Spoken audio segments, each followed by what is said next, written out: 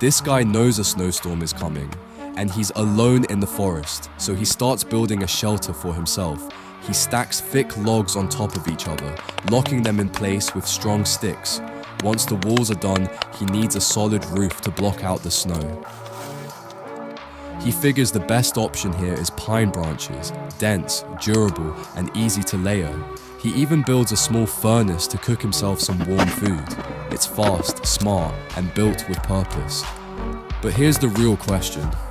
Will this shelter survive the storm?